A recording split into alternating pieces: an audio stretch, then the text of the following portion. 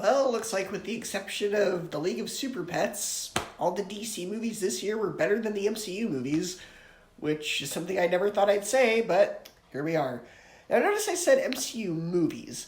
Moon Knight, Werewolf by Night, those were still really good, but every MCU movie released in the year 2022 has been either awful or mixed. Nothing as fantastic as Avengers or Spider-Man. Now, that being said, there is still some good in this film. It opens with T'Challa's funeral, and the way the film deals with grief is done much better than it was in Multiverse of Madness. And grief has kind of been the overarching theme of most of Phase 4, hasn't it? WandaVision and Multiverse of Madness, that dealt with Wanda losing her husband and kids. Black Widow at the end dealt with her sister and how she reacted to her death. No Way Home was about Spider-Man losing everyone, and there was that nice little scene of all the Spider-Man actors talking about the people they've lost in their universes. And now we've got this movie, which deals with the loss of T'Challa. And frankly, the way they write Shuri in this film is done much better than the way they wrote Wanda. I was actually kind of half expecting Shuri to maybe sort of be the villain in the film, and when you see the movie, you'll see why. And I honestly wouldn't blame her. And the film, throughout it, they do kind of hint that as a character, she could go either way. She could possibly end up becoming a villain. And the film does convey a lot of human emotion and is very easy to connect with. When characters are mourning the loss of T'Challa, it feels genuine, because they really are mourning the real-life loss of a co-star and a friend. It's like how in Muppet Christmas Carol, when Scrooge sees the possible future where Tiny Tim dies, there's a eulogy from Bob Cratchit, who in that version is played by Kermit, and Muppet Christmas Carol was the first Muppets movie to be released after the death of Jim Henson. So it also, in a sense, serves as eulogy for him. And it's the same thing here. And it's done so well.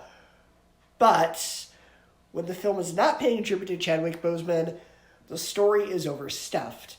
The film is almost 3 hours, and there are way too many plot lines in this.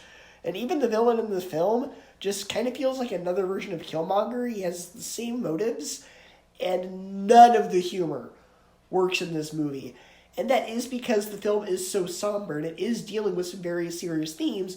So as a consequence, all the humor feels extremely inappropriately timed, and it comes off as very cringy and awkward. Now, I get they had to change the story very late and suddenly in the writing process, so I can't fault the writers too much, given that there were real-life events that were out of their control, because not only was every MCU project delayed because of COVID, but also, in the middle of all that, as they're already delaying all this stuff, Chadwick Boseman also very suddenly passes away. So it was this 1-2 punch of production issues for this film. So I don't blame the writers. I think they did the best they could to sort of work around that. But on the other hand, I do feel like the director and Kevin Feige were sort of butting heads.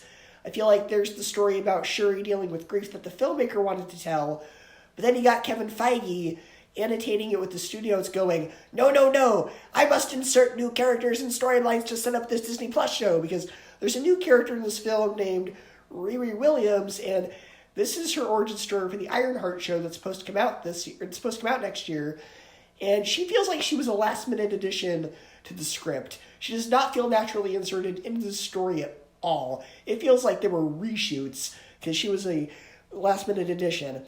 And she's like America Chavez in Doctor Strange 2. She's not really a character. She's a plot device.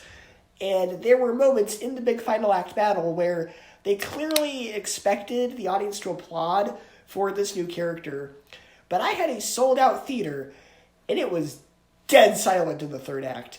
And that's because they don't give us any reason to care about her. Now, the reason that two of the best projects in Phase 4 were Moon Knight and Werewolf by Night are because they felt self-contained. They had little to no references to the previous MCU entries, and in the case of Moon Knight, where unlike the other shows that came out before it, like WandaVision or Loki or Winter Soldier, he's a character who hadn't been previously introduced in a movie. So they gave us 6 hours of story to care about him instead of a 3-hour movie. And even then, Riri's only in this movie for maybe an hour of that. So that's even less time. She gets less than a movie's worth of storyline to care about her. And why do we even need another Iron Man type character? Does Tony's sacrifice mean nothing? putting another Iron type character in the MCU again kind of makes that feel diminished. And this is coming from somebody who doesn't even like the Iron Man character. And on top of that, there's yet another plot line about Martin Freeman's character and whatever Julia Louis-Dreyfus' character's name is. And it feels very inconsequential and unnecessary. And they honestly could have dropped that subplot. I think that the Namor subplot and Ironheart subplot were enough.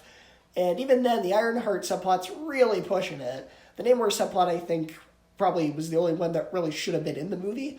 And so you're adding this other plot line about Martin Freeman, and that was over the line for me. I was like, yeah, that's way too much to keep track of.